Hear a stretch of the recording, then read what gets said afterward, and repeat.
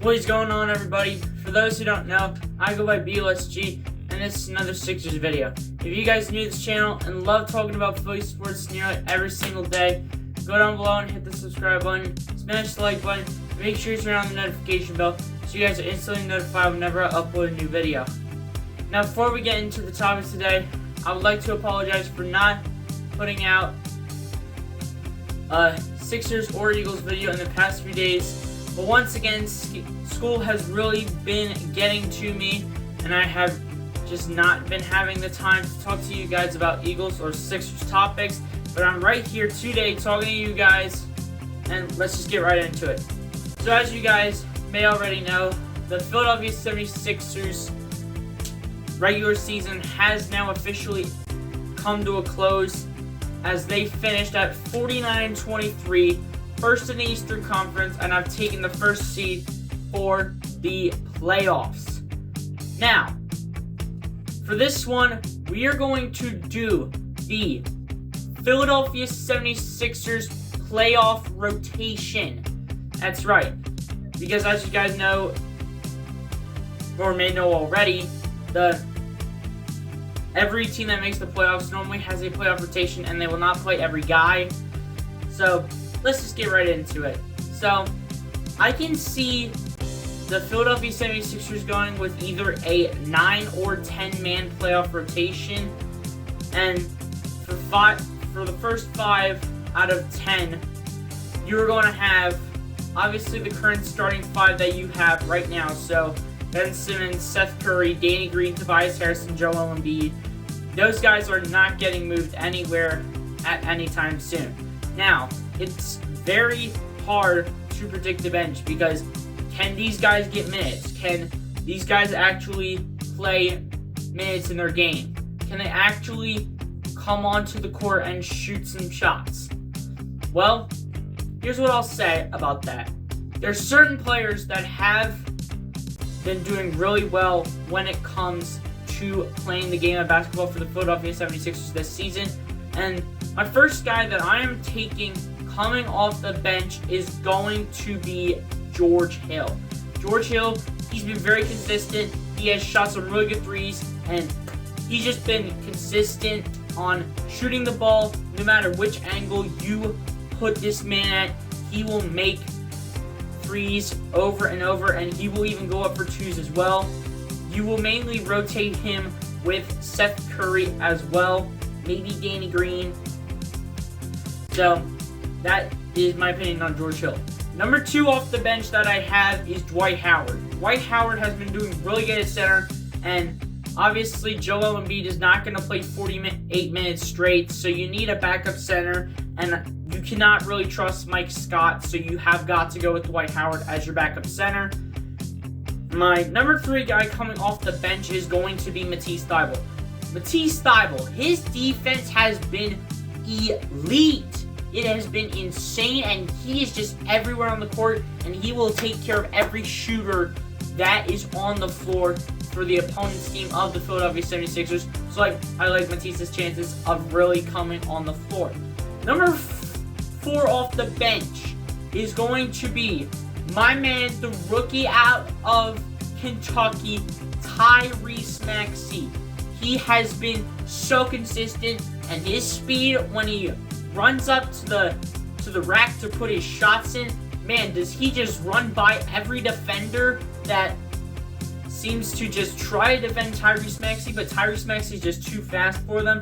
So at the end of the day, Tyrese Maxey will get minutes, and he has pretty much been the only rookie to honestly do anything for the team. I mean, Isaiah Joe has hit some good shots. Rajon Tucker has hit some shots, and a bunch of these other guys have hit shots, but Tyrese Maxey has been really the main guy to really play and just do something rookie-wise. So that would be my 9-man rotation if the Sixers are going to go with the 9-man rotation. But if they go with the 10-man rotation, my 10th man to come off the bench is going to have to be Furkan Korkmaz.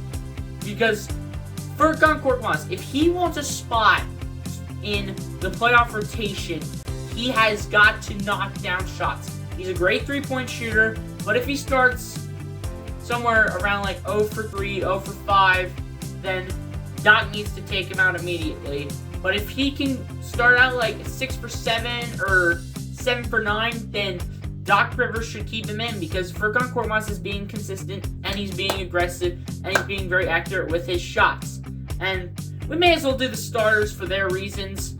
So, Ben Simmons, for why he's obviously going to get minutes. His defense has been really, really, really amazing this whole year, and he's also been able to lay it up, and he's also been aggressive, and he's also been slamming the ball into people's faces, and that's what I need to see. I need to see an aggressive Ben Simmons, and I need to see someone who can literally dunk the ball the whole way and not just pass it when they're getting up to the rack.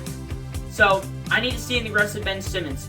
And for Seth Curry, and also for Ben Simmons, whenever someone has been telling him to be aggressive, he goes aggressive. He's automatic Mr. Ben Simmons mode. He's automatic bull charge mode, and he's ready to go. Now, on with Seth Curry. Seth Curry, he played for Dallas. He knocks down threes, and that is what we're going to need in the playoffs if Furkan Korkmaz cannot knock down. Because Furkan Korkmaz is going to be a backup to Seth Curry, most likely, as well as George Hill, depending where you put Furkan at. If you put him behind Seth Curry, or if you put him behind Tobias Harris, it really depends on where you put Furkan Korkmaz. But if Furkan Korkmaz cannot knock down, you have to have Seth Curry knock down shots. So, you need to have Seth Curry be able to do this, as well as drive up to the rack and put some shots from inside the arc. Now, Danny Green has been really good when it comes to mainly corner threes. Corner threes have been Danny Green's shot all year long for Philadelphia, and he's just been the man when it comes to corner threes. I know that Joel Embiid's been up there, Tobias Harris is getting his threes, and Seth Curry's getting up there. But Danny Green has really been the master on his corner threes for many years to come, and has been that guy for Philly when it comes to corner threes. Tobias Harris, he has been the guy who has just been the scoring master. He's had some ups and downs, he's had some good games, some bad games, but he's been a good player. He averages around 20 points a game. He knows what to do. He drives up to the rack. He'll shoot it from inside the arc. He'll shoot it from three-point range. He can do it all. Because he's Tobias Harris. And Tobias Harris is just going to be a grown man from now until the day he dies. Now, the fifth and final one. Joel Embiid. We know pretty much every reason why Joel Embiid is going to definitely make this roster and what impact he's going to have in the playoffs. Nobody can stop him. No one is going to guard Joel Embiid. You need to send 2 or 3 guys at him if you're the opposite team to even stop Joel. Otherwise, you are going to have Joel Embiid drive up to the basket and dunk it down and slam it down for an easy 2 points. And Joel Embiid can also hit threes. He can do it all. This is some of the best basketball that Joel Embiid has ever played in his life as a Philadelphia 76er, and has pretty much played the best basketball in history since playing with the Kansas Jayhawks all the way back in, I believe it was like 2016, 2017, somewhere around there. But Joel Embiid has been playing some of his best basketball, but mainly the rotation is going to come down to see if Furkan Korkmaz can knock down his shots. If not, the Sixers are going to go with a 9-man rotation, but if Furkan Korkmaz can knock down his shots, we're going to go with a 10-man rotation. You guys give me your thoughts down below in the comments section.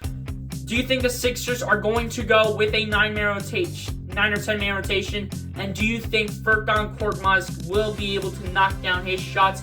And also, give me your opinion on every single player that you think is going to make your 9 to 10-man rotation in the comment section below.